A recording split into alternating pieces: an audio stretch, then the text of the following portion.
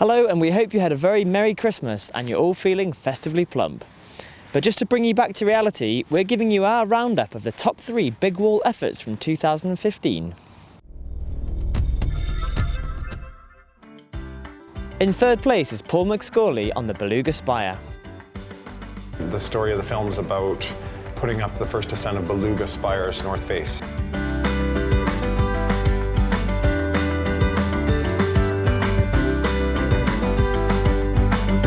The sun is out for 24 hours, or at least there's light for 24 hours. There is no, beginning or end.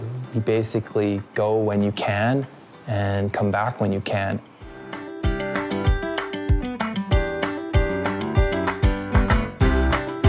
We topped out kind of sometime on the third day, probably around 11 p.m., but it was still bright as day.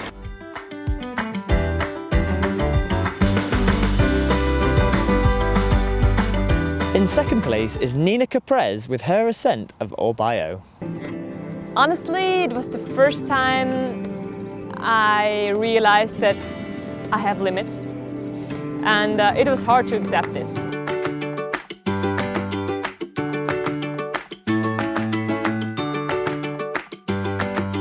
I had to go through all this process, and I wanted to learn, and Orbayo teach me was the best lesson I ever had in my life.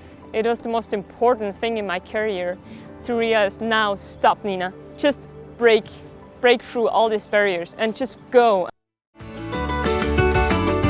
And taking the top spot, you guessed it, it's Tommy Caldwell and Kevin Jorgeson on the Dawn Wall. Will the Dawn Wall send this year? Oh, who knows? There's a lot of pitches that are right at my limit, so you have to get the muscle memory thing going, you have to relearn the intricacies. It's incredibly technical climbing, so if you're just a tiny bit out of position, you fall off, and it takes a bit to relearn all of that. Tommy first started exploring the route, which is based on a Warren Harding aid line 8 years ago, and gradually worked on the pitches with a number of climbing partners. However, it wasn't until Kevin Jorgeson joined in the fun 6 years ago that real progress was made.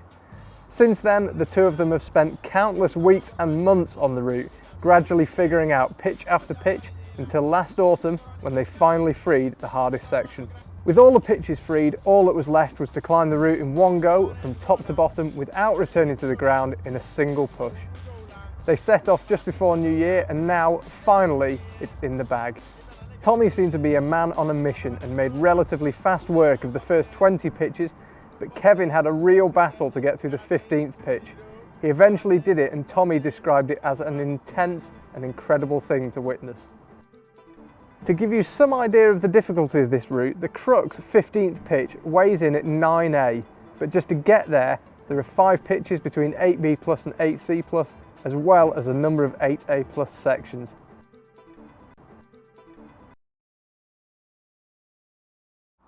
That's all from today's show. We'll see you tomorrow.